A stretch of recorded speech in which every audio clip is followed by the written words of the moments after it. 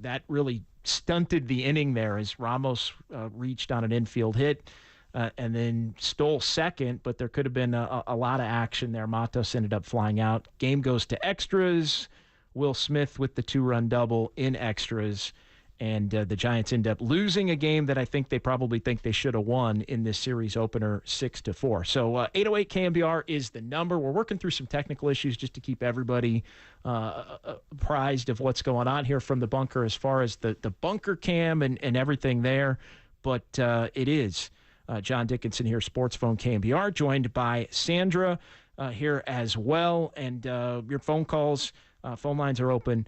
808 KNBR 415-808-5627 to react to this one. As a lot of the fans want to see the young guys play, and maybe not under the circumstances that Farhan Zaidi and Bob Melvin would want the young players to come up and play, but pressed into action they have been with all of the injuries. And, just kind of the overarching takeaway on the positive side before we get into some of the negative things, Sandra. Matos goes deep, lights up the ballpark. Ramos continues to make plays, and there's an energy that's being brought by the youth that has translated into better vibes these last couple of days, to be perfectly honest, than what we had been seeing to that, prior to that. Yeah, absolutely. The Giants right now are playing with fire, with energy. They're a little bit of desire. They're hungry. These young guys are up here, and they are fighting for their shot to stay up here. They've got something to prove. So even though the Giants end up with a loss today, I think that there was some really good things that came from this ball game. Luis Matos gets his first hit back up in the big leagues. He got the first pitch that he saw was a curveball that was hanging up there for him, and he sent it for a ride, and he got the Giants on board. So I think that the energy that the Giants are playing with right now, these young guys, they are hungry. They're fighting for their spot. And like you say, JD, it's unfortunate circumstances. But it is giving them the opportunity to stay up here and to play some ball. I was in the dugout earlier for Bob Melvin's pregame comments, and he says, unfortunately, this is the situation, but we have to concentrate on the other options that we have right now, and that creates opportunities for guys to play. So with the injuries to Slater and the injury to Jung-Hoo Lee, who had just come back, the first game back from that contusion on his right foot from fouling a ball off his foot, now the momentum swings back and forth in the game. He's out, but then the Giants come back in extra innings yesterday and were able to kind of pull it off. But like today, extra innings again didn't go their way today, but there was some good things that came from it. The young guys are making an impact, and they're making a case that they should stick around for a while. It's early, but they've provided a needed spark, and they, in their time with the big club, have gotten off to better starts than some of the veteran players that were signed got off to going back to March and April, and even for a couple of them into May, as you look at this thing now with the Giants at 19 and 24 with the loss tonight. So we got a lot of people that want to talk already here on the lines at 808 KNBR, 415-808-5627. We've got Kyle Haar in our San Francisco studios as well. So let's get to the calls here and get things rolling with Chris in San Rafael here on The Sports Leader. What's going on, Chris? Hey, guys. Yeah, it was an interesting game. I'm glad to see these guys, Matos and Ramos and Schmidt, just, it took, Farhan doesn't seem to trust these guys, so it took everyone getting injured at once to get them out there. So it's nice to finally see the guys that he didn't trust. But it's just pretty frustrating, the whole situation. I mean, what I'm calling about are these contracts that he gives these guys. Like Taylor Rogers is a declining pitcher. 2 years prior to signing with the Giants, he gets 3 years and $33 million. His ERA was over 5 years before. He just was a pitcher in decline. This guy, Tom Murphy, our catching situation cost us the game. He can't stay on the field.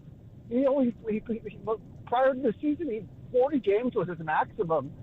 And so he gets injured, of course, and they have no one, Joey Bart, who's a better defensive catcher, they let go, who's competent. Murphy can't even catch. He supposedly can hit, but he can't stay on the field. You got Chapman, who's been in decline, and he gets way too much money for a guy who can't hit the ball. So I just feel like overall frustration, sad that it took injuries, but the only way we're going to see these guys, and I hope they stay up, and I hope we can just have fun watching them play, because I don't think this team's going anywhere. So let's let the young guys play and look to the future. That's what I got to say. Yeah, no, I appreciate the call. And look, I don't think it's necessarily, a lot of different things to add here. I don't think that Farhan doesn't trust the young guys. Here's the thing. I'll let you in on a little secret.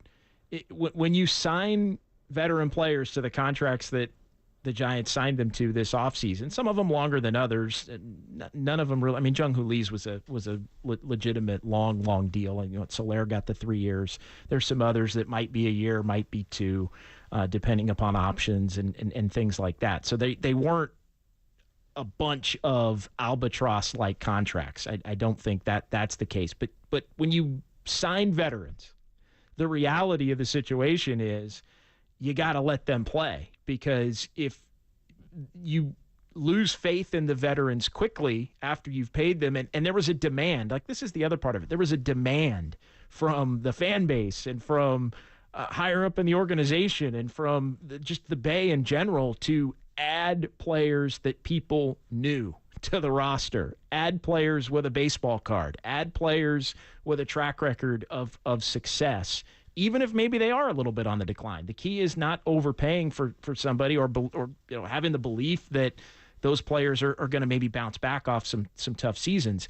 When you do that, it's not that you don't trust the young guys, but if you give up on the veterans that you signed these contracts to too soon, and then the young guys come up and don't perform, what do you got?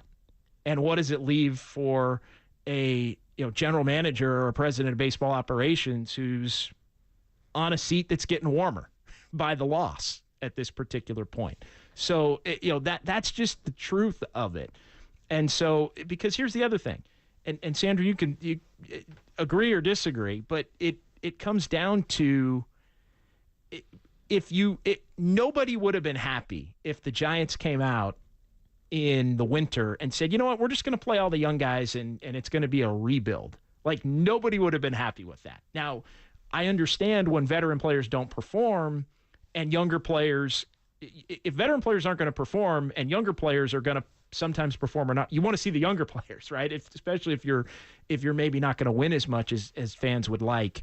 So at that point, you want to see the youth because they may be a part of some future core. But it's again, I go back to the winter, and if everybody say, rebuild, like that's nobody was signing up for a rebuild. Yeah, I don't think the Giants are in a position to where you can be in a rebuild right now. You've got to compete with the Dodgers. You've got to compete with the Padres. You got to at least try. You've got to, and you've got to put some people in the seats. And coming out of COVID and all these years and trying to get the people back and energized around the ballpark, you've got to have some names, like you're saying. You've got to have guys with the baseball cards. You've got to have people that want to buy jerseys that's got somebody's name on the back of it. And yeah, but look, also at the end of the day, you need players that are contributing on a daily basis to the team. So that's what it's going to boil down to at the end of the day. Who's contributing? And now here we are. Yeah, no, that's what it boils down to. Peter in Pacifica next here on the Sports Leader. What's going on, Peter? Oh yeah. Thanks for taking my call. I really don't want to talk about this game or any other game. Okay. The Giants are in a tough spot. Let's face it. I want to talk about baseball superstition. If you got your ace on the mound and you have to take him out, the manager comes out, takes the ball from him. What does he do? I'm sorry. What was it? Say that again. The ace is on the mound. Okay. And the manager decides to take him out. So he takes the ball from him. What does he do? He takes the ball from him.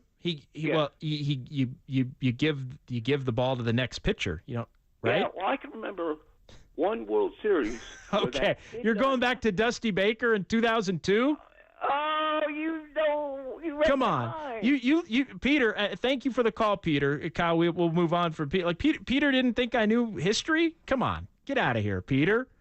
You didn't think I knew what you get. Yeah, you give the ball to the next guy. You don't. I mean, wow. Yeah, I don't want to talk about this game, but let's talk about the 2002 World Series. Okay. Whatever floats your boat there, Peter. 808 KNBR is the number. Let's keep it moving with Derek and San Mateo next here on the Sports Leader. Hey, Derek. Hey, JD. How you guys doing? We're doing all right. I wanted to talk about 2 points. I was telling your producer earlier, it's live by the young guys and die by the young guys, right? So, Matos hits a home run. Ramos is looking good. But, I was listening on KNBR, and I heard how deflated John Miller was when, Fitzgerald, we're going to get a walk. It's bottom of the ninth. We're going to yeah, there's action. Yeah, there's action. It was a great game. It was a game the Giants probably believed they should have won. It was kind of a little statement toward the momentum they built over the weekend, and then, Fitzgerald gets picked off. Yeah, I mean, it was so deflating. And John Miller said, before he even threw a pitch, and I'm listening on the radio going, it's great. And there goes our momentum. So we're going to live by the kids. We're going to die by the kids. And, when we're going up against a monster like the Dodgers, you can't make mistakes like that. So, it is what it is.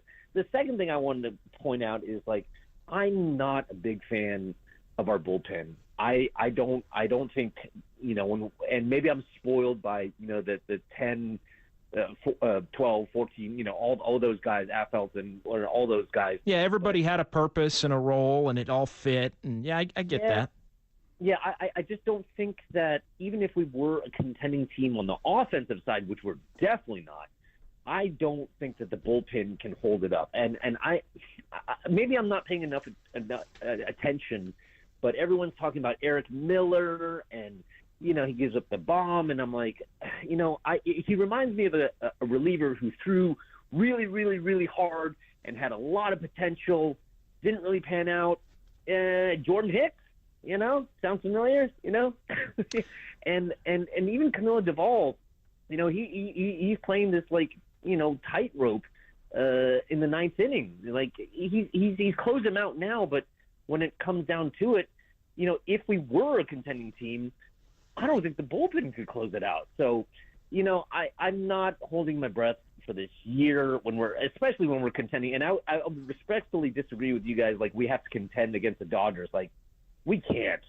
When they sign, it's be competitive. For me, it's be competitive. The Dodgers are in their own class. I'm not gonna pretend that that's not the case. Given you look up and down their lineup. The top three tell the story. You're talking about 3 Hall of Famers basically at the top, and Will Smith's no slouch and all that. So I get where you're coming. I'll let you finish your point. I didn't mean to jump in on you there, but no. But you want to be competitive. And look, I'm not saying all Giants fans, but if they come out in January and say, rebuild, after a couple of years of not making the playoffs and what it has been at this point with, 19 didn't go well and 20, all right, you throw that away. 21 is now the clear-cut outlier. I just don't think, given the position that Farhan Zaidi's in, he could have even done that if he wanted. If he wanted to do that, he needed to do it in 2020. Here's what I would say, and I'll even go back to last year and say that, the Dodgers they're just steamrolling the NL West. And especially now with Ohtani, Glasnow, Yamamoto, it's crazy. So even last year when we were going to sign Correa, I said, okay, well, that's one player. One player, yes, we'll sell seats and, we'll sell jerseys and whatnot. But baseball and life itself is cyclical, right? We're going to have highs. We're going to have lows. We're riding this, wave of, the 2012, 10, 12, 14, and everyone still wants to have that magic. But, it's not our time. It's the Dodgers. Look, I hate the Dodgers as much as the next person. But, to spend all this money and sell seats, okay, that's fine. But it's their time. We are not going to compete for a really long time. So if we have to develop the farm, go ahead. Let's let these kids go throw in the Chapman and throw in the Snell, and that's fine, but temper everyone's expectations. So I won't waste anybody's time. Thank you for the show. We'll get them in 5 years. We'll see. Appreciate it, Derek. All right, 808 KNBR is the number. Let's keep it going here. It is Sports Phone KNBR. It's Giants postgame edition. Dodgers beat the Giants tonight 6-4 in an extra inning thriller at Oracle Park. It's John Dickinson along with Sandra here. We're in the bunker. We're working through the video troubles. I think we're going to get those squared away here coming up in the next couple of minutes. But we want to hear from you. 808 KNBR is the number. Again, 415-808-5627. The Golden State Lumber and Building Materials text line open as well. We'll get to some text messages. Who's next on the board, Kyle? I know we're a little overdue for a break, but we'll do some juggling. All right, let's do Peter in Oakland next here on the Sports Leader. Hey, John and Sandra, how y'all doing? Thanks for taking my call. Doing well. Wanted to talk about a couple things. So, number one, I was really impressed with Jordan Hicks today, how he handled the lineup. I felt like he kept them off balance and worked out of trouble really well. The other key thing for him was he didn't give up any walks today. No doubt. And look, I thought he settled in. I mean, you give up a home run first batter of the game, and you settle down, you get staked to the 3-1 lead, and you leave the game with the lead. And yeah, I thought he pitched really well. The Dodgers were hitting the ball hard, but for the most part, other than the wild pitches, the Giants, I thought played a pretty good defensive game. But behind him, Hicks has been one of the stories. He's been, and thanks for the call. Yeah, for sure. He's been one of the real positive. Him and Harrison really in the rotation were question marks. Like, was Harrison ready for the big moment in the big leagues? And he's shown that he has. Jordan Hicks, could he be a starter and with some consistency? And I think to this point, obviously he has been. I mean, you could make the case he's been their best pitcher in the rotation. Harrison's been pretty good as well. So, good stuff. Thanks, Peter. Appreciate it, man. All right, 808 KNBR, the number. Yeah, Jordan Hicks has been one of the bright spots, Sandra. And, you give up a homer early, you settle in, you leave with the lead. I mean, tonight's another box checked in the positive side for Jordan Hicks. Oh, yeah. I like his stuff. And I think that he's got a good energy about him, too, the way he carries himself. He's coming from a different spot in a rotation, and he's performed incredibly well. And I think, like you're saying, too, there was that question, how is he going to perform? And what I'm seeing from Jordan Hicks is that he really starts amping himself up when he kind of gets around 50 pitches. That's when he's hitting that sweet spot. And I think he was throwing like 97, 96, even when he was at 75 pitches tonight. And that's showing something really special there. And what I really love, the energy. When you see him get fired up when Yaz makes that diving catch in right field, that was, I think, a moment for the club tonight, just to show how they're still capable and they're bouncing back and they're still keeping things rolling, and they're responding to the injuries and they're staying out there and they're still performing. So a lot of good stuff from Jordan Hicks, a lot of good stuff from the defense. And the other thing that the prior caller had brought up was the notion of, and I wanted to come back and touch on this a little bit, the notion of once the young guys are here and they're playing as they are right now for the Giants, you gotta live by the young guys, and sometimes you're gonna die by the young guys. Like sometimes there are gonna be some miscues because of inexperience and players that are trying to find their footing in the major leagues. And so I think there was a little bit of that tonight. We saw it both ways. Trailed at getting picked off at first. So there's going to be they're going to take their lumps with the lack of experience, so to speak. But hopefully for some of these guys, they've had enough of a taste of being up here in the bigs to where now really could be their time. And what I'm seeing from Ramos is fantastic. And I really hope that he continues to perform the way he is and really etch his name into this lineup. 808 KNBR, let's continue on the phone lines with Tom, who was at the Yard tonight. What's going on tonight, Tom? You're on the Sports Leader. Hey, you guys are taking all my good stuff. Win with the young and die with the young. I was sitting out in right field and watching Fitzgerald on first base. He was so twitchy, it was almost obvious that he was going to get picked off. And,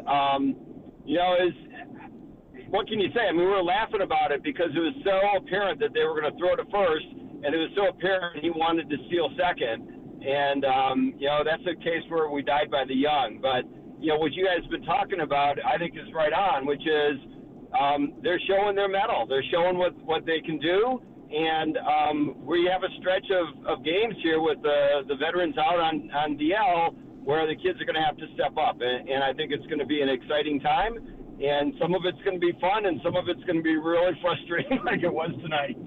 Yeah, and look, I think given the circumstances, as long as the team's competitive, I think fans will co-sign to that. I'll tell you a funny story, and Sandra, you were in the press box, and Marty Lurie was there, and obviously you do the show with Marty on the weekends, the pregame, and when it was Wisely. It was Wilmer Flores who walked and to lead off the ninth inning, and I was having the conversation with Marty, and we both had agreed Fitzgerald speed, and I said, well, he's like, who do they have? He kind of leans over, who do they have? I said, well, it's either Fitzgerald or Wisely.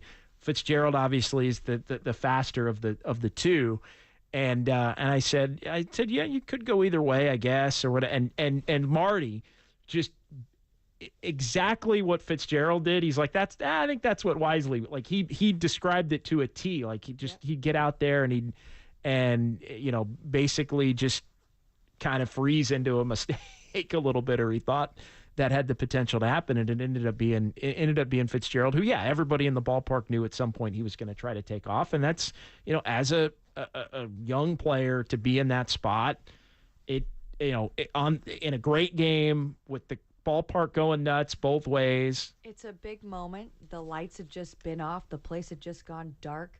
And you've got now, maybe this could be, I don't know if it is it Fitzgerald's first taste of the Giants-Dodgers rivalry? It's a huge spot. It's a huge spot to be in. Well, it's the biggest taste. Yeah. I'll say that. I think he did play. He was up in April there, on that first trip. But here at home. But it's different. Yeah. It is different. And the back and forth between the crowd tonight, again, more Dodger fans than Giants fans want to see.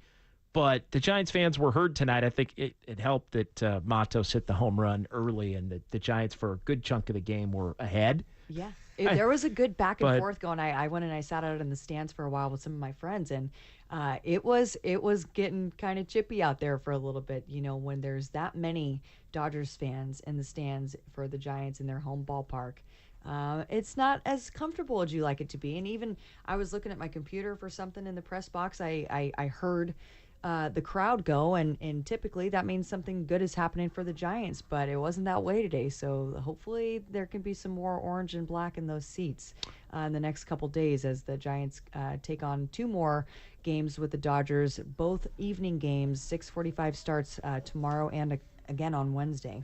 Yeah, Gavin Stone, Keaton Wynn tomorrow. The Dodgers still undecided as to who was going to throw on Wednesday against Logan Webb, and I think that just adds to the disappointment. Keaton Wynn pitched pretty well against the Dodgers at Dodger Stadium going back to I think it was the opener of that series on April the 1st. And, Logan Webb's obviously the ace. And so if you're the Giants, you're thinking, hey, you get this game, and you at the very least know you've got Logan Webb going in the third game of the series. It gives you an opportunity to win that series. Then and again, the series is not lost. It's just dropping the first game of the three, but trying to build momentum with a series one in Colorado after the atrocious weekend in Philadelphia. Then you come home, tough loss in the opener against the Reds, but you come back and win the final two of that series. So keeping that momentum going and keeping it going against the Dodgers is, that's something that this team really can build off of. So it is a gut punch to play in some ways as well as the Giants did tonight, and still based on a couple of mistakes. And that's the thing with the Dodgers. They're so talented that you don't even have to make that many mistakes. It's just one little subtle mistake here or there, and all of a sudden they're cashing it in to tie a game or take a lead, and you wind up taking an L. Yeah, there's no room for error when you're playing the Dodgers. There really isn't. But I do think the Giants fans should feel good about the way the club has responded, because we're talking an incredible amount of injuries that have happened over the last few games. And so even being in this thing and being in it and taking it to extras, I think is a positive mark on the club. I don't feel that they should feel they're dejected in any type of way. They did put up a good fight, and these are the big bad Dodgers right now. Let's get Ramiro next here. 808 KNBR, the number. We'll get some texts. We are, by the way, live. We are up on YouTube and Twitch and all of that, the KNBR Twitter stream as well. Kind of a makeshift bunker cam as we work through things, but we're figuring it out here tonight on Sports Phone KNBR. Let's get Ramiro. What's going on tonight, Ramiro? Hey, appreciate you taking my call. First-time caller. Look, Awesome. I was at Premium Lower Box 108. It was a difficult game from the jump. We had an array of Dodger fans surrounding the stadium. The energy wasn't quite there. The team responded. Given the injuries, Farhan's offseason, the slew of backups we've been trying to juggle, I got to give these guys credit, but let's be honest, this is a billion-dollar team versus whatever it is we're spending. We got to start paying up. We got to start bringing up these rookies. It was an amazing game. We did our best, but let's be honest, we're outmatched. The bullpen could do a lot better, and I'm hoping for the boys. I've been watching the game since, Bonds was around, so I'm just keeping the faith. But we got to do better, guys, everyone. Appreciate it, Ramiro. Yeah, look, at this point, the Giants are definitely up against it. I mean, the players that were signed in the offseason, I don't think it's crazy to say haven't to this point worked out for the not all of them. I mean, Jordan Hicks signings worked out to this point, but as far as the hitters that were brought in to hit, they haven't, and now they're banged up, and that's providing this opportunity for a lot of these young players, and so we'll see. It's an infusion of energy. The Giants, despite the 19-24, aren't buried in any kind of race because you can't really get buried unless you're really bad in the first quarter of the season. We're basically a quarter of the way through the season. And so, some of the momentum lost tonight, but we'll see how they bounce back tomorrow. But yeah, it is. I mean, the reality is the Dodgers could play a C game tonight, and the Giants might have played a B or a B plus game tonight even. And the Dodgers played maybe a C or a C plus game tonight. Although they did hit a lot of balls hard that the Giants made some good defensive plays and got some timely outs. But when you look at it, when you're as talented as the Dodgers are, you just wait for that mistake and pounce, and that's what they did. All right, 808 KNBR is the number. Let's go ahead and break here. We'll pause. We'll come back. A couple of phone lines open if you want to join the conversation. John Dickinson and Sandra here of Talking Baseball with Marty Lurie on the weekends here on KNBR as we are with you. Giants lose to the Dodgers 6-4 on the Sports Leader.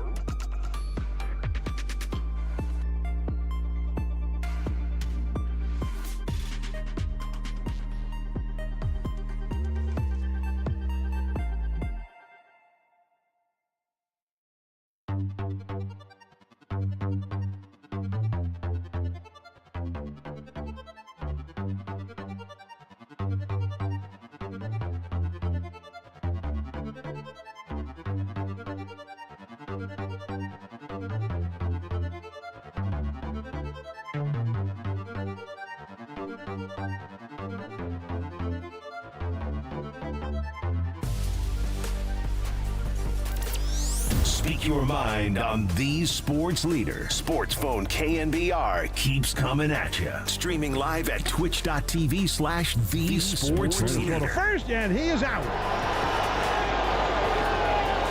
That just can't happen. Tyler Fitzgerald gets picked off.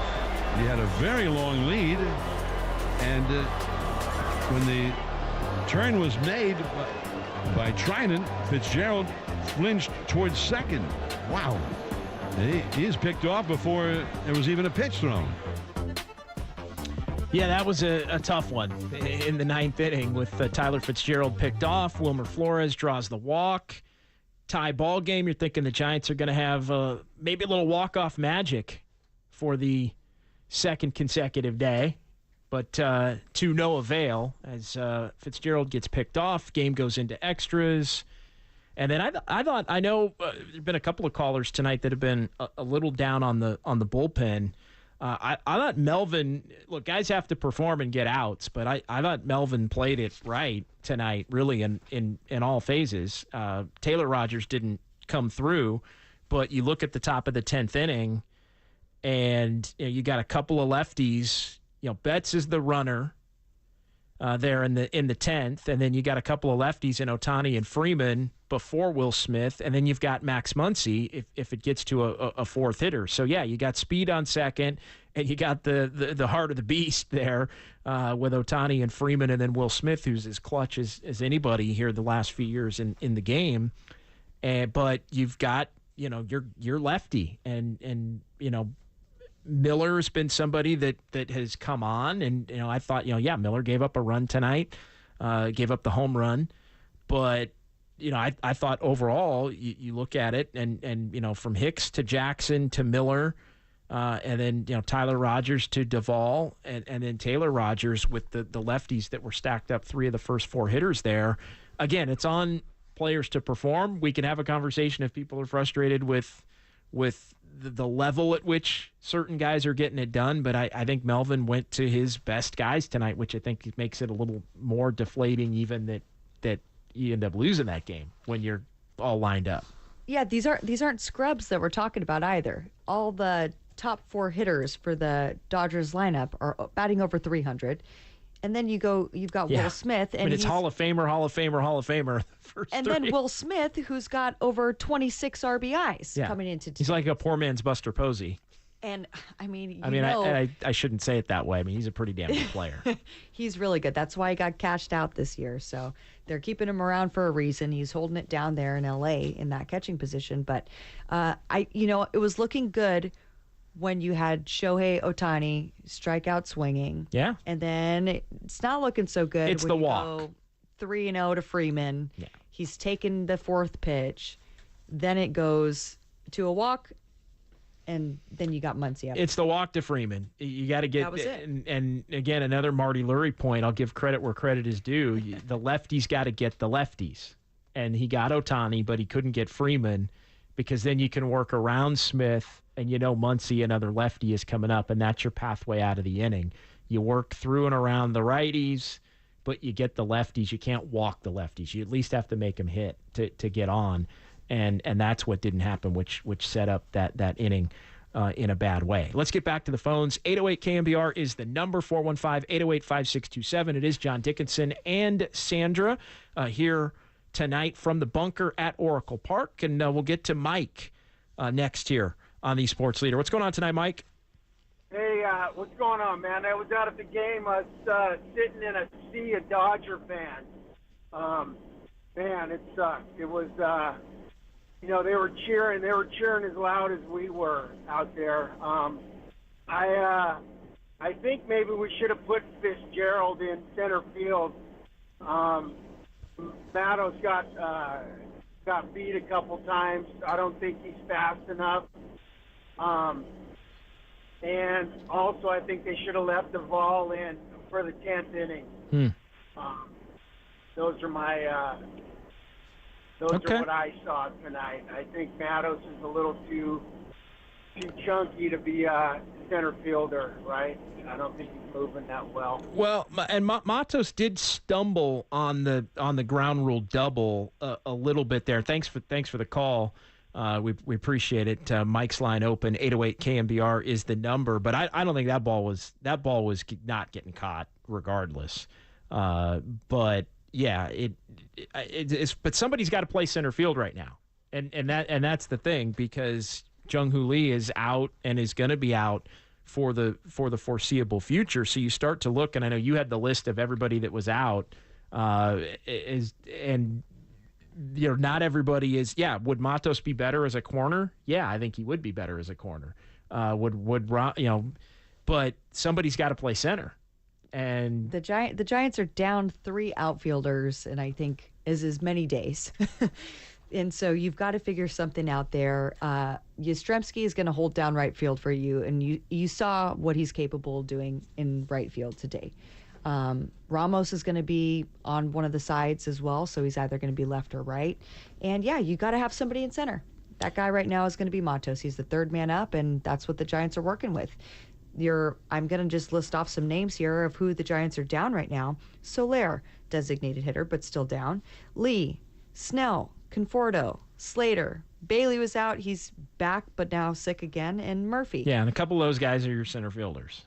They're really slim pickings right now with what's remaining on that 40-man roster, and they're working with what they got. Yeah, and Tyler Fitzgerald's obviously somebody else that can play out there, but And Wisely is another utility guy. but if- Sable can play the outfield as well. Sure. But that's not what you really want. and if Fitzgerald's out there, then that means Ramos is not playing or Matos is not playing. Mm-hmm. And I wonder what's going to happen, because that is the next part of the conversation, and we'll get back to the phones here in a second. But the next part of the conversation really is going to be, and one of the themes of the night for me was just the fact that, you know, the young guys are making an impact and starting to make a case. And look, it's very early, but they're getting off to better starts than some of the veterans got off to back at the end of March and the beginning of April, providing the spark. But how does it look when they're healthy? You know, who's staying and who goes? I think at that point, it's I think a little premature to have that conversation. We'll see what happens with Slater. Conforto's going to be out for a bit. I guess he's already starting to work back. But, you know, some of those guys Slater can obviously play some center field, at least has in the past. And, you know, Conforto's going to be a corner. But it's who stays, who goes. And if the young players continue to hit, it does create a little bit of a logjam to where the Giants are going to have to be creative, or I mean, you start to look at who maybe isn't going to be on the roster, and it isn't going to be any of the guys that were just recently signed to the big contracts. Yeah, those guys are here to stay. Another thing I'm just thinking of is Lamont Wade Jr. He's played in the outfield before, but he's been playing one hell of a first base. So I think that's a really good spot to keep Lamont at, since he's been producing. He's made a lot of great plays that I've seen just even the last couple series. So Lamont Wade has been playing all-star caliber baseball these last couple weeks. Yeah, he's done everything. He's getting on base. He's hitting.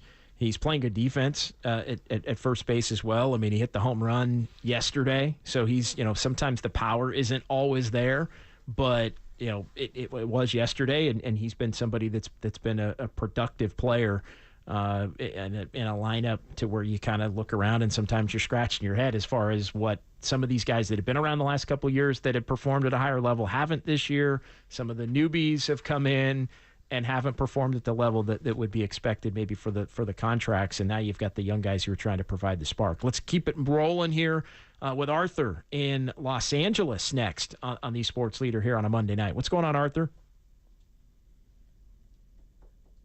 Arthur, are you there? Hello, Arthur. Do we not have Arthur? Is it, how about Gary?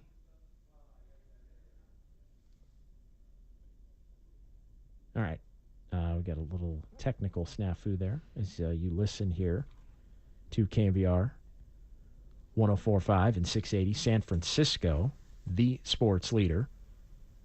As we get into the 11 o'clock hour here tonight. It is Sports Phone KNBR.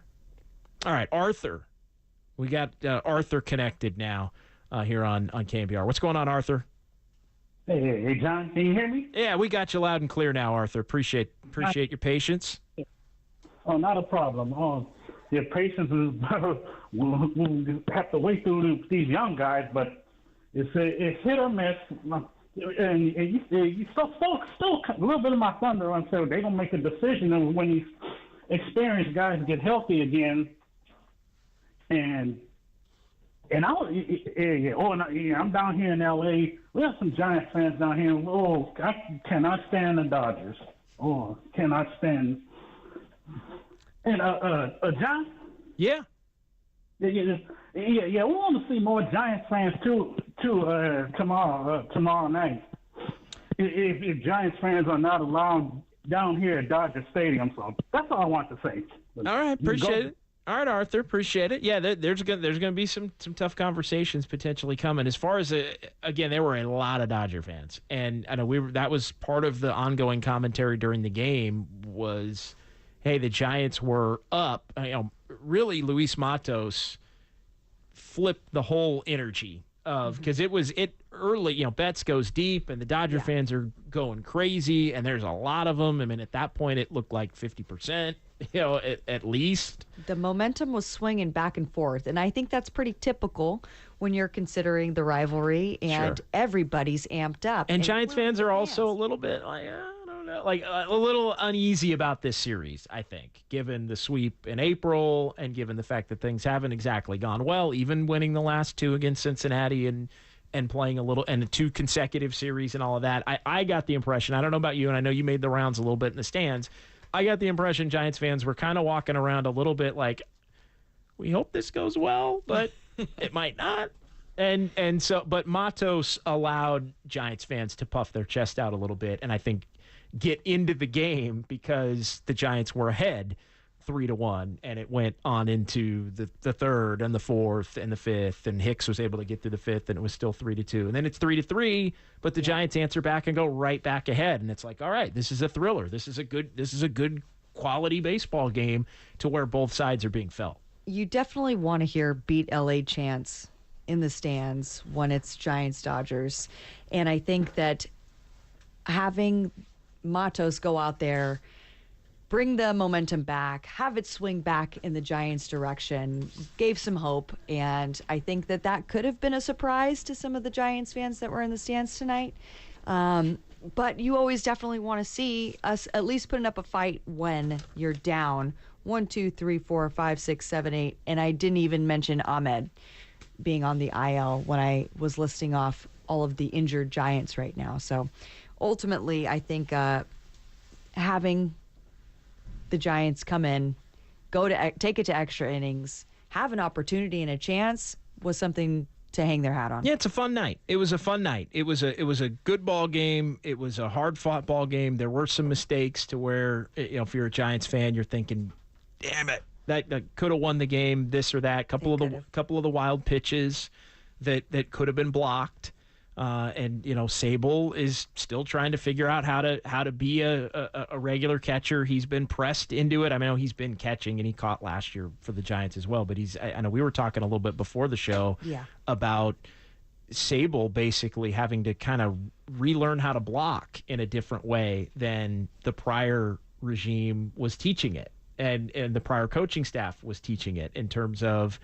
And you can fill in the gaps here, the traditional, turn your glove and get your body in front of blocking the ball versus the, backhand almost to try and keep your glove at a level where you can frame pitches, because pitch framing is such a huge part of being a catcher. And the Gabe Kapler era preferred that they try to do everything they could, like that the framing was more valuable than maybe a few wild pitches here or there.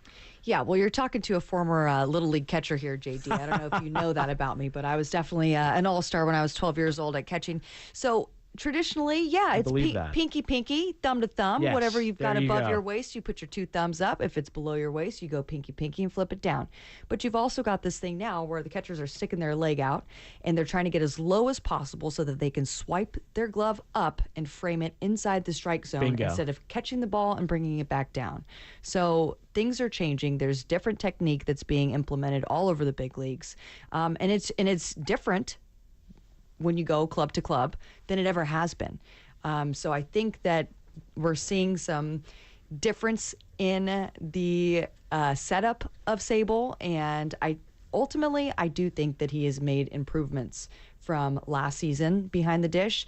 2 of those balls that got past him tonight, like you looked it up, JD, those were wild pitches. They were scored as wild pitches. So One was the backhand where it was I had the thought of, okay, that's the one where I think I used the term traditional method, right? The method is, you turn and you get your body in front of, and it was clear like he went down sticking and it out. to try and just to grab it, and that ball got by. But yeah, and if not for a couple of those, 90-foot mistakes, maybe we're having a different conversation about the Giants, earning themselves a big win. Let's keep it moving here on the phones. 808 KNBR. A lot of people still that want to talk, and Gary is next here on the Sports Leader. Hey, Gary. Yeah, thank you, JD. I'd like to talk about Mike Yastrzemski. I heard the lady say you can see what he does in right field. Yeah, he does a good job defensively in right field, but there's 2 parts to the game. Offensively now, the man's hitting 200. He struck out 3 more times tonight. I think he struck out 40% of the time. When is enough of an indication that the guy can't hit anymore? He hasn't hit for the last 3 years. Look, I think that's going to have to be part of the conversation, but he's also a left-handed bat, which, with Conforto out, Matos and Ramos are both right-handed bats, so you want to have some semblance of balance out there. I do think his glove in right field, and by the way, and thank you for the call, that the lady is Sandra. Sandra G. She has a name, Sandra G. from Talking Baseball. But yeah, the defense is. Yaz's defense is plus enough, I think, to get him into the lineup regularly if you have everybody else hitting at the level that you need them to hit at, and that hasn't happened, which I think does expose him from time to time a little bit more. And he got off to the awful start. I mean, it was, 0 for 20 or 1 for 20 at the beginning, and he had been coming around. Not the best game at the plate tonight with 3 strikeouts, but at this point, I mean, when you're down outfielders, he's going to be out there. I might just chalk it up to maybe lack of sleep. He's got a new baby boy at home, and maybe that might have something to do with it, too. Let's keep it rolling with Sam in the city. Hey, Sam, you're on the Sports Leader. Hey, John, thanks for taking my call. Hey, what's on your mind? Hey, so a couple things. I actually agree with the previous caller. Yastrzemski's really got to figure it out. As a hitter, I feel the same way. He's been pretty cold. I was just thinking, I don't know if you guys recall, there was a prospect, Luis Gonzalez. He was a corner outfielder. I don't know what happened to that guy. I had high hopes for him. I thought he would stay around for a while, but he got dealt out. I don't know when. He got hurt. He was injured.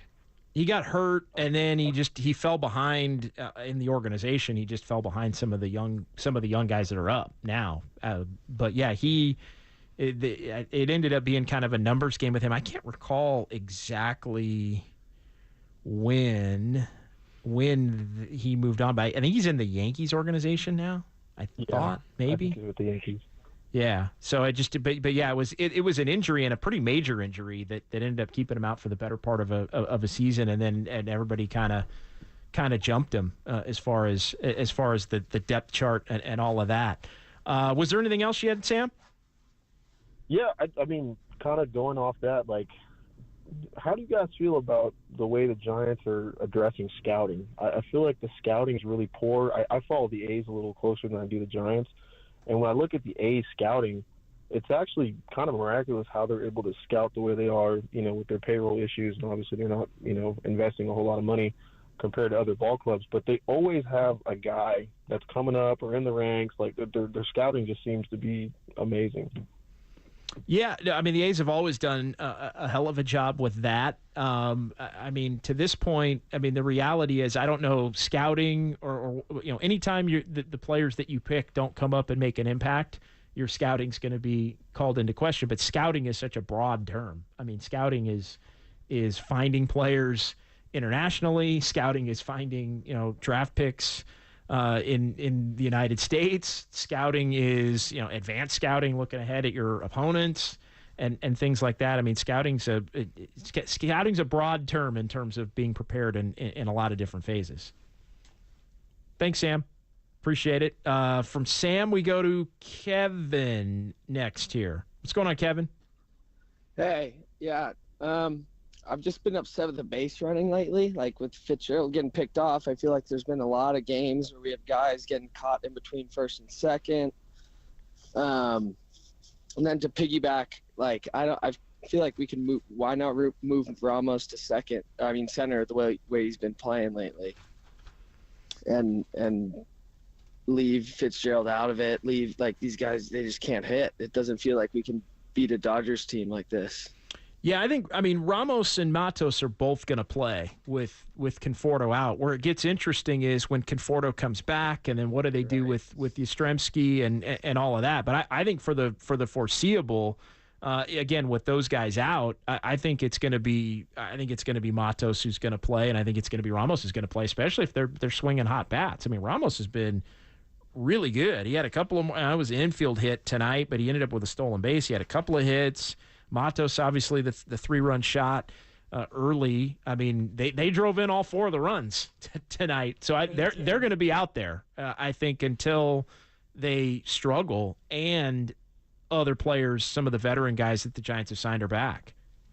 Yeah, and I don't think you can bring Slater back with the way these guys are playing personally, because I don't know how you feel about that, but yeah, it's been rough out there for him. It's a little early, I think, not as far as making an assessment on Slater necessarily, but it needs to stand up with Matos and with Ramos over a period. Like, it's got to be a month of production, I think, before you look to make a move. But when you start playing that game, and we can play that game a little bit, Slater's on the team basically to hit left-handed pitching.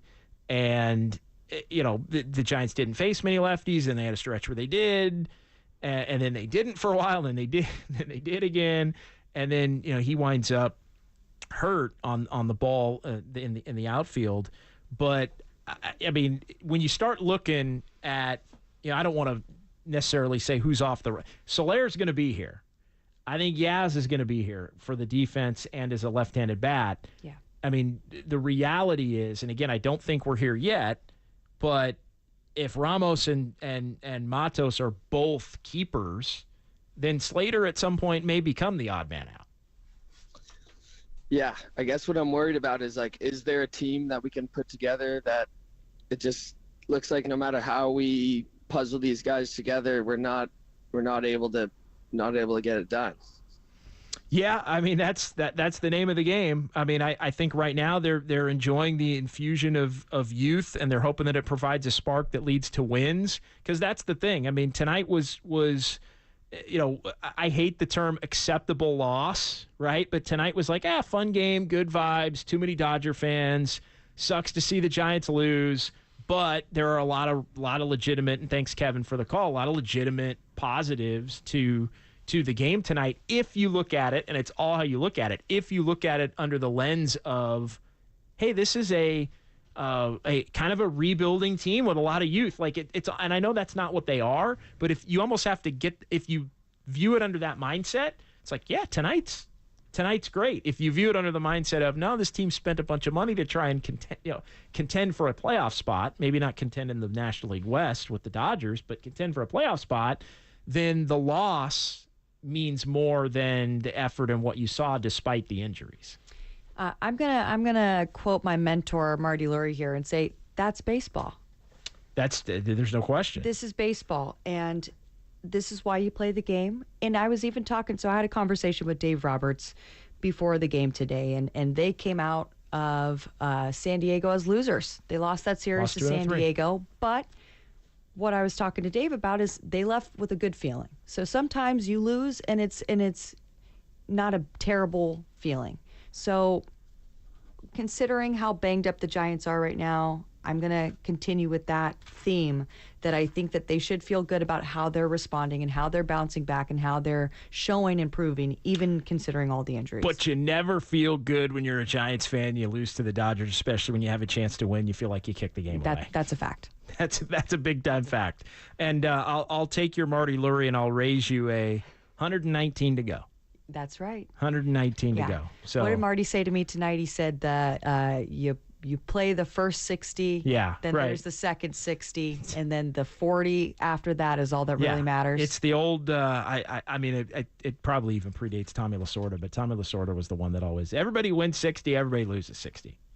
It's the 40 for that's for the most part. Yeah, it's the other 40. Don't hit the panic button yet, Giants fans. Some teams are going to go 40-0 in that 40. The Dodgers may be one. The Dodgers may go 38-2 in that other 40.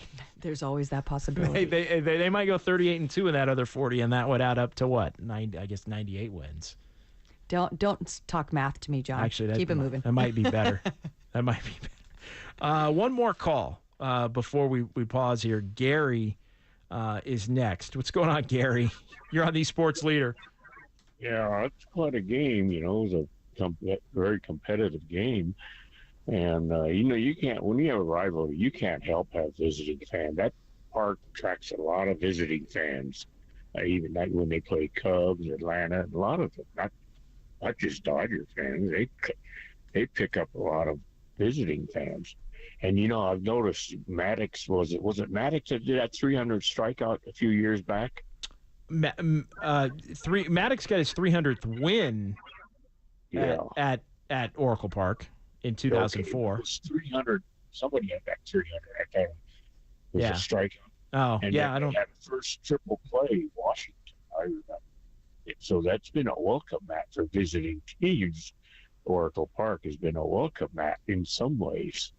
Well, it's a great ballpark. I mean, it might be, and thanks for the call. It might be it's up there as far as, it might be the best. I mean, you always go generationally, right? Fenway and Wrigley and, Dodger Stadium may get some votes from some non-Giant fans, but it's sort of the older ones, and then it's the newer ones. I'm looking at the clock on the wall here. 2000 inaugural year. That was starting to feel like a long time ago. But as this ballpark ages, but it's aged pretty gracefully, and it's a great ballpark. Bottom line, Giants fans want to be here, Dodger fans want to be here, A's fans want to be here, Cardinal fans want to be here. Yeah, it's a great yard. Let's face it, it's a destination ballpark. People are planning vacations and their schedule and stuff around coming out to San Francisco. And if you go outside the ballpark now, the construction is almost all gone. The Mission Rock is coming back to life, and it's going to be more and more beautiful as the season goes on, and it's a destination, plain and simple. It really is. So, and look, the Dodger fans are feeling great about. I mean, they're feeling like they're on top of the freaking world right now. As far as everybody wants to take their money and come play for them. They still only have the 2020 weird 60 game. We can debate whether it counts or not. Our guy Austin Scott. It doesn't Digital. count. Let's just stop that nonsense. It does not count. The only one since '88. Does not count, and that's a fact also. I wasn't sure. I also wasn't sure what the caller was saying about the 300 thing. I thought it was Greg Maddux and 300. And I thought he had his 300th win here. What about Randy Johnson? Randy Johnson, he said Washington, but Randy Johnson got his in Washington. So there was something about, Randy Johnson was with the Giants in D.C. So yeah, I don't know. That's one of those things I'm going to be thinking about all night now, because that's kind of how I'm wired. We've got Google, John. Well, but I don't know what he meant. Oh. It was like 300. Like, I'll bet if you Google 300 and Greg Maddux, it comes up 300 wins. Google plus San Francisco. Yeah, we'll work on that during the break. 300. All right, 808 KNBR 415-808-5627. We'll get to some text messages. We got Austin Scott from Digital. He will join us coming up here, as well as it is KNBR 104.5 and 680, the Sports Leader.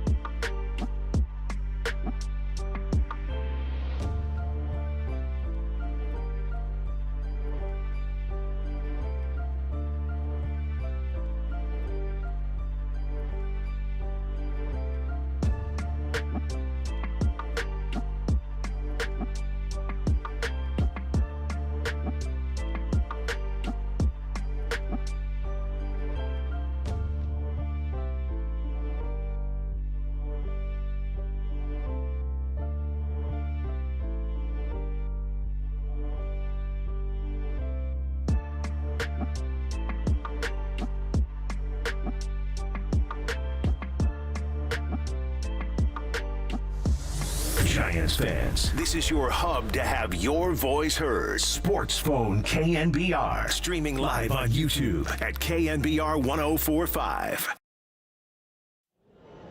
We'll be playing some center field here for a while with Lee on the shelf, and he swings and he hits a high drive. Deep left field, on its way. Adios, pelota! A three-run homer, well back into the bleachers toward the left field line. And that's a big fly. A three-run homer. 3-1 Giants. All right, 3-1 Giants at that point. They go on to lose, though, to the Dodgers, 6-4 the final. Back here from the bunker at Oracle Park. John Dickinson, Sandra G, talking baseball with Marty Lurie fame. And Austin Scott is going to join us coming up here in just a second as well. We're also going to hear from Bob Melvin, the post-game press conference for Bowmel over in the interview room here. But still time to sneak in some phone calls as we keep things going here until midnight and the midnight replay on the Sports Leader. Let's get to the Ghost in Santa Cruz. What's going on, the Ghost? Evening. Well, good evening, fellas, ladies. The reason I called is that I happened to watch a game tonight and have been watching the Giants since they started this year. And I'm really sorry, but the center fielder, the kid Lee, I know he's on the shelf now, but I'd rather see somebody else play that position, actually. I think that young man is a kid from Korea. I mean, you know, he's not a kid, but grown man. But he's a pro ball player. I've seen him hack that position about 4 times, and in very serious situations. You're talking about Lee? You think Lee has? Ball. Lee? Yeah, I do. Sure he does. Oh, I disagree with that. I think Lee's played. That's fine. You can disagree. Yeah, no, I think Lee's played. But a grown man that's in the pros. All right, Ghost, you're done, dude. All right, see you later. That's enough. I'm not going to deal with the undertones. I think Jung-Hoo Lee's played a really, really good center field for the most part to this point of the season. So, yeah. Yeah, and, you know, I think there's something to be said also about Jung-Hoo Lee coming from the Korean baseball organization. And not playing in outdoor stadiums at all. And I think that's a really it's something we haven't talked about a lot. He's had to get used to. He's had to get used to huge adjustment. Different lights and sun and wind times a day, wind currents, and you're playing here in San Francisco. And you got all of that here. You guys know the flags are whipping in different cross directions, and Krug and Kipe, they talk about it every broadcast before the ball game gets started. The winds and the currents in here is just, you never know what to expect. You can be the most veteran player here in the outfield and still not be able to know where the ball's going. So I think there's something to be said about that. Yeah, as well. he's a work in progress, but I don't think by any stretch has he played a poor center field. Has it been perfect? No, but I still think he's been tremendous. There's been a lot of star caliber plays out there. He's made, I think, a lot of the routine plays. I would say almost all the time. There's been a couple of sunballs. Frankly, there's been a couple of sunballs here, but in the first 6 weeks or so. It's true. Where were they? They were away somewhere. There was one here, I thought, early. There was one. There's been a couple. There was one in Boston. That was the one in the afternoon game in Boston. Yeah, I appreciate Kyle back in our studios with that. Yeah, Boston was one of them. So yeah, there have been a couple of tough sun hits that don't go down as errors, but probably should be errors. But obviously, if they don't touch it by rule, it's not going to be an error. Let's go ahead and hear a little bit of Bob Melvin from the post-game press conference here tonight as the Giants lose to the Dodgers 6-4 the final, and get his thoughts as the Giants two isn't a streak, but their little 2-game series winning streak that isn't a streak stopped tonight by the Dodgers. Here's Paul Mel. How would you kind of just characterize this loss? I mean, you guys showed a little bit of fight coming back, but obviously weren't able to hold the lead. Yeah, it was their big boys at the end there, and it's tough to navigate around too. You got some lefties, and you got Smith sitting in the middle of it, and he's the guy that got the big hit off our lefty. So you do the best you can to manage it. We had a couple other opportunities offensively, but it came down obviously to that last inning, and it was one big swing. You said before the game you want to take a look at Matos and some of the other young guys. What did you think of just their overall night, and also some of maybe the issues you saw with some of your young guys? We're going to have some mistakes from time to time, but there was a lot of energy. Certainly, Matos' first at bat with the 3-run homer with Hicks on the mound. We feel pretty good about it. We're down a couple guys in the bullpen today, but we still had some guys that we expect to finish the game. Got nicked up a little bit to where we gave up a couple more runs, and then it was one big swing. But we are making some mistakes still, and that's going to come with youth sometimes. You want them to be aggressive, sometimes maybe a little too. What kind of impact do you think emotionally had Fitzgerald out in the 10th? The what now? And the 9th. Sorry, the Fitzgerald out on when you mean getting picked off? Yeah. Yeah, look, I mean, Trinan's really slow to the plate, as you saw with Ramos who stole base, but you can't get picked off there. He knows that. He just got a little too big a lead and ended up getting them, and I think obviously we'll talk about that a little bit later with them. And then your perspective on the Yaz catch out and right? Yeah, look, I mean, when it was hit, I didn't think he had a chance, and then he closes ground quickly and makes a diving play. It's not the first time he's ever done that before, but at the time, it's a huge play for us. So, I mean, he continues to be as good as anybody in right field, especially in this ballpark. How do you think you guys did against Ohtani, the way you pitched him and what he did? Look, he's a tough customer either way, left or right. Gets a couple hits in the game, drives in one run. I don't know. I mean, it's where do you go with the first 5 guys, but the first 3 guys in particular. So you just try to limit the damage with them, and what were their few hits and obviously the home run. The impact of Mookie's first inning homer, but then all of a sudden now we have a 3 spot. So it felt pretty good, but. Look, he just gave up a little too many runs, and it really came down to the Smith swing more than anything. And then the way you attacked their starting pitcher? Yeah, I thought we had a pretty good approach. We have never seen them before. You know, you look at the breakdown of pitches and how you think you try to attack them. So we were probably a little bit more aggressive than typically, and we've tried to be a little bit more. That's why his pitch count was low. But we scored 4 runs off him, and 5+. I think that's pretty good the way he's been pitching this year. Do you have any information about the Jones injury? They didn't give me that yet. I'll have it for you tomorrow. I will.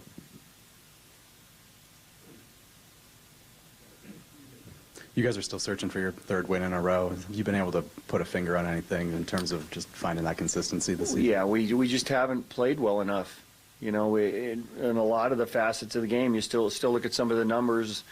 They're not that good offensively and on the pitching side, and defensively we've made some mistakes too. So you have to do a couple of things really well to put together a win streak. I believe we will. Obviously there's a lot of youth right now and some different players than we envision being here right now, but it's part of the game, and we're going to have to deal with it.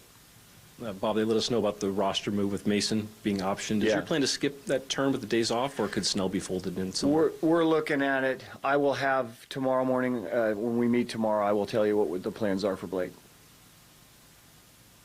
Bob, there are a couple of wild pitches for them that scored on the game, Pages and then Muncy. What are you seeing from Blake behind the dish?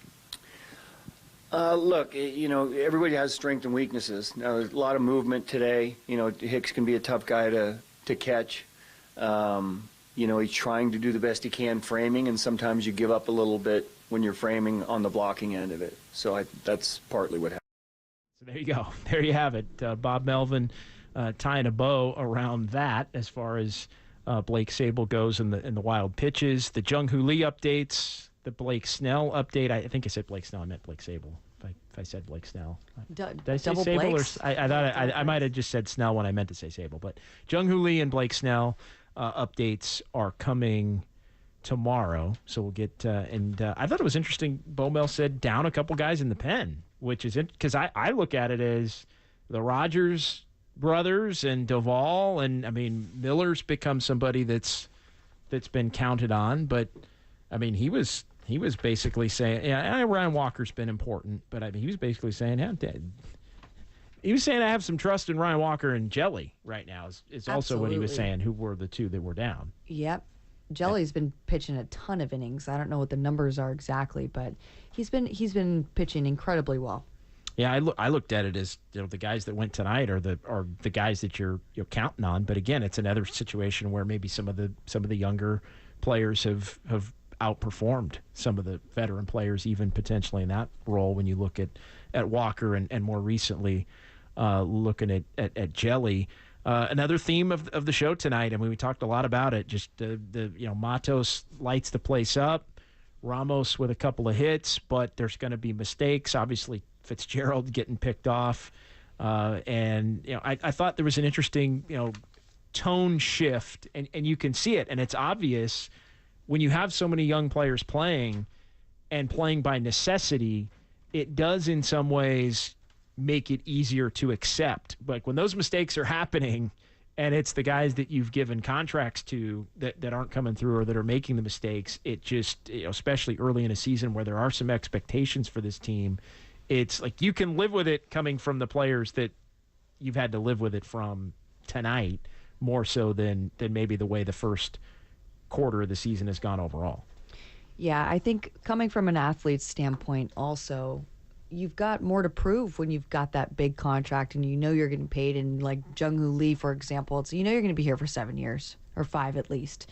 So you've got that in the back of your mind also. Whereas these young guys, they're fighting, they're scratching and they're clawing and trying to take their spots and really put their stamp on the roster and make that impact. So there's that consideration as well. All right, so some good stuff there from Bob Melvin following this one. 808 KNBR, we are going to keep this thing going here another 15 minutes or so from the bunker inside Oracle Park. Let's bring in our guy Austin Scott from KNBR Digital.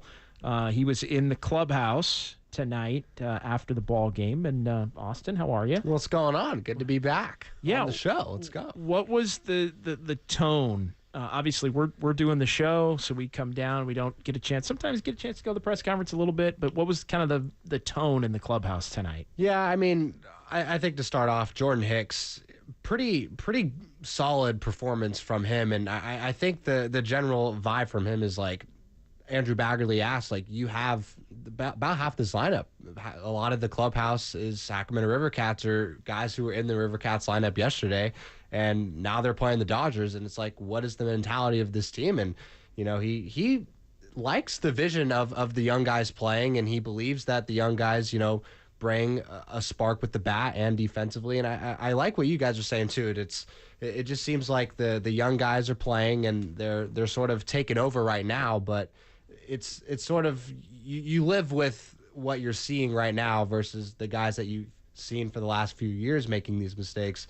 I think the young guys, you know, Luis Matos hitting the home run, and obviously Sable having a couple, you know, scuffs behind the plate, but yeah, Jordan Hicks basically, I think the vibes, they like these young guys and they like that they're playing, but obviously, as Melvin said, you kind of have to deal with it. Like, it's going to come with its pros and cons. Yeah, you hope that you get, you know, the hitting that we've seen at this point. I mean, Ramos, I think, has looked really good in the field. Like, I mean, he had the game where he's making diving catches and he's playing balls off the wall, and, you know, they're trying to stretch singles into double as he's throwing everybody out. I mean, Ramos has been terrific, and then Matos tonight obviously goes deep. I mean, that's some progress. Like, Right. Ramos in particular, because I think sometimes we forget, and I'll admit I'm guilty of this.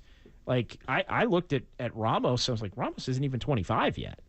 Like, I thought Ramos was older because he was literally in the dugout at 17. Well, get this, you guys. He's been in the Giants organization since 2017. Yeah. Wow. He was 17 in 17. Exactly. This guy's a first-round draft pick. This is his opportunity. And, you know, I think he was pretty disappointed not making the opening day roster this year when the Giants opened up the season. And I think that he can have a little bit of a chip on his shoulder. I do belong up here in the big leagues. I do believe I do deserve a spot on this roster. So he's been balling out, and he's been playing incredibly well defensively. He's come through with the hits in the clutch.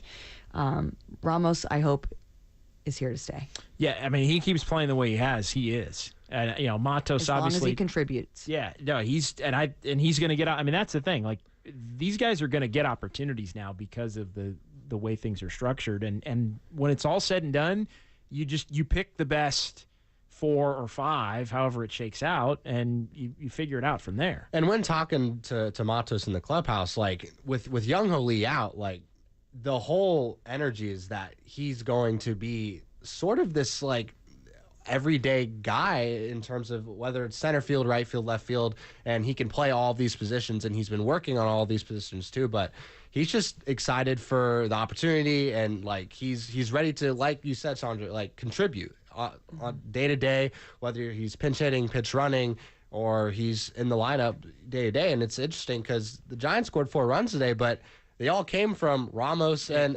Matos. Like, it's pretty incredible how we were talking about it before the game. It's like the first 5 lineups are the old guys, and then the bottom 4 are the Rivercats guys, and the Rivercats guys are the only reason the Giants put runs on the board today. Yeah, that was one thing I was talking to Austin about that before the game. It was funny when you just look at the lineup and it's like, oh, yeah, Yaz, Estrada, Chapman, Wade, Wilmer Flores, and it's almost like you draw a line. It's like, okay, it's almost like the Thanksgiving table, right? You've got the grown-up table, and then you got the young side, table. Yep. And it's like, but yeah, the one thing that will get it done is productivity. I mean, that's the bottom line with it. And again, and opportunity, and the opportunity is going to be there. So I think in some ways, you never want to see players get hurt, but there'd been such an angst from the fan base to want to see these guys, and it was coming. Like I think we were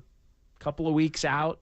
I think anytime if you get to Memorial Day and you're 8 under, and that's when it's like, all right, we're going to give these guys a chance. So I think it was coming, the opportunities for the Confortos, and I mean, Conforto's been good, but the opportunities for Yaz and Slater and Soler, and again, Soler's going to have to play regardless, but I think the young guys were going to start to get phased in anyway. Now it was bumped up a couple of weeks. I know a lot of fans wanted to see it a month ago, but here we are. I think Matos and Ramos playing close to every day, or at least one or the other for the next couple of weeks, next few weeks, I think that's going to build a lot of energy within the fan base. Like, whether they're winning or losing games, like, they just want to see those young guys in the lineup playing, basically day to day. The only one that's really lingering now is Luciano. Like, when will Luciano get called up? Who knows? But I think Matos and Ramos playing close to day for however long this lasts,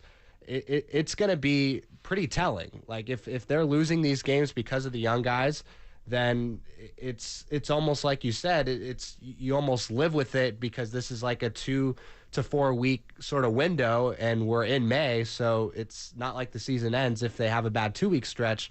But these young guys playing every day is going to be good for the fan base for sure. Yeah, and there's no other option. Right. It's not like they have anybody else. Let's face it. There is no other option. This is the options that we have, and you're seeing them out on the field today. You have to concentrate on what these options are, and they are having their opportunity. The more at-bats, the more playing time they have is obviously going to be beneficial for them as the games build and go on. They're not getting 1 at-bat a game. You're going to get 3 at-bats, maybe 4 at-bats a game. So that's going to be something for them to continue to build and grow off of.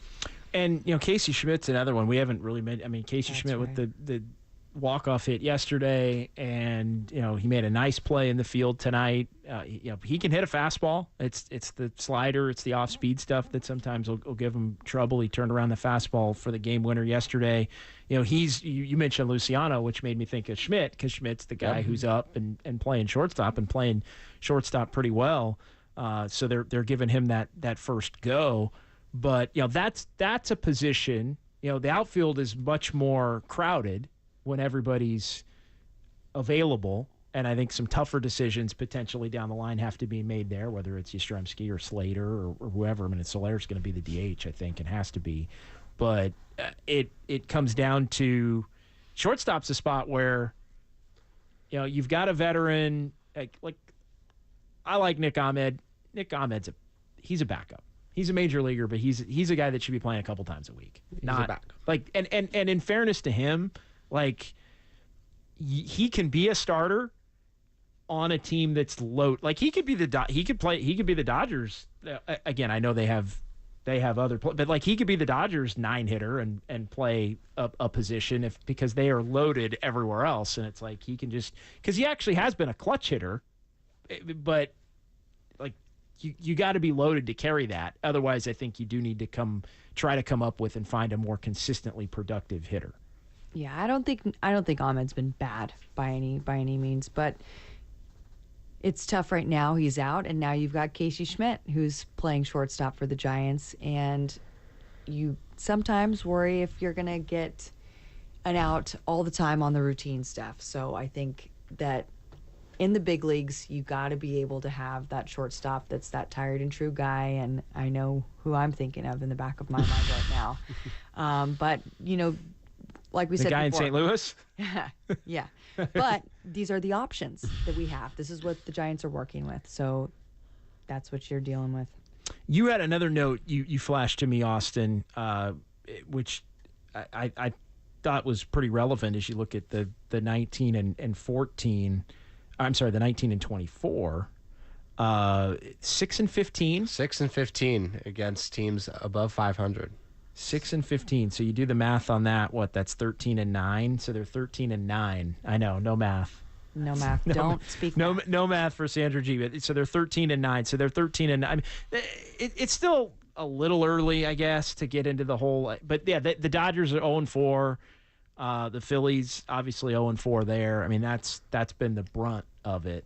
I mean, I think it sort of describes the way the season has looked at 19 and 24. Against the teams above 500, against these good teams, they don't really compete. And they're 13 and 9 against teams under 500. They don't which win. Means They don't win. They've Yeah, you're right. competed. I'll say that. I mean, again, for what it's worth, they've played the Dodgers 4 times, and I think they've been competitive in 3.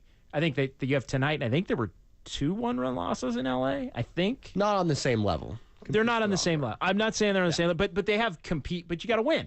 You can't compete and win 69 games. That's. And 13-9 against the teams under 500. Yeah, they're slightly above 500 against teams that are under 500. That's kind of where they should be. But if you're going to be a playoff team, which is the goal, and the standard, I know the injuries of late. I don't know how you guys see it. I think this team needs to be the goal was be a playoff team. The guys that they signed, the money that they spent. If this team, and again, injuries change it. If it ends up looking like a rebuild because there's so many young players playing by necessity, then maybe that changes how it's viewed come season's end. But, this team's goal and the money they spent was to be in the wild card race. If you're around 500, you're always going to be in the race, probably within 4 games down in the final 3-4 weeks of the season. But to me, it is in some ways pass or fail. Are you a playoff team or are you not? And then we can have a conversation off of that as to, well, how close and why and all the other things. And I think whether it's fans or beat writers or people in the press box, just whether it's fans or media, it's just when does the window, how do they get to 500? Yeah. I think, and it's well, you need wins like tonight. You need wins like tonight. They were 14-15 when they ended the last homestand. They went on the road, obviously didn't have a good road trip at all, but they come back and it's you win tonight, you're 20-23, you're playing Colorado for 3 games after LA. It's you keep trying to look for this path of when they can get to 500 and you lose tonight, you're 5 games under. It's where's this path now? It's a pretty uphill climb. You either got to go on a streak or you've got to basically win every series for 3 weeks. I mean, that's it. And they haven't lost. They haven't had a streak. They haven't won 3 in a row. They haven't won 3 in a row, which was exactly where I was going. And tonight, another opportunity to do it, and they were unable to do it. The 13-9, because the 13-9 against sub 500. If you're going to be a playoff team, that's going to have to be better. If you truly are going to be a playoff team, you got to be better than 13-9 against the so-called non-playoff teams. But the reality is right now the Giants are one of those teams, so you're kind of playing against yourself a lot. And those teams like Cincinnati comes in over the weekend and they lost 8 in a row. Cincinnati's thinking, we're winning this weekend. And, they almost took 2 out of 3. The Giants proved to be better. But you also, when you dip below, you find yourself in that conversation more than maybe you want to be. Yeah, I think it's kind of zoom in time right now instead of zooming out and looking kind of at the bigger picture, because it's got to be a win today mentality for the Giants moving forward to get through this really rough patch that they're in with, losing Blake Snell. I mean, that was a big deal. And losing somebody that you're thinking is going to eat up some innings for you every day or every 5 days, that's a big deal. So trying to get Snell back, get him in the rotation, try and get some of these guys healthy that are on this 10-day IL. We're going to figure out what's going on with Lee tomorrow and see what that future might look like for the Giants in their outfield and these guys that might be staying up here. But I think zooming in, focusing on the win today kind of mentality and one game at a time, as cliche as that sounds, but that's where they're at with the amount of injuries that they have. You said half of the roster is injured right now almost. So you got to zoom in, win today, take it one step at a time. Great stuff. Sandra G., appreciate you. Thanks, JD. Austin Scott, appreciate you as well. Yeah, we're wrapping things up. Our buddy Ryan in here. Ryan, come around and say hi. Real quick, we got to, Kyle Haar's going to kill me because we're running against. Haar. Yeah, yeah. Hey, Ryan, say hi to everybody on YouTube and Twitch. All right, back tomorrow. Giants and Dodgers going at it again. The midnight replay is coming up next. So for Austin and Kyle Haar and Sandra and Ryan, I'm JD. We'll talk to you then right here, KNBR, the sports leader.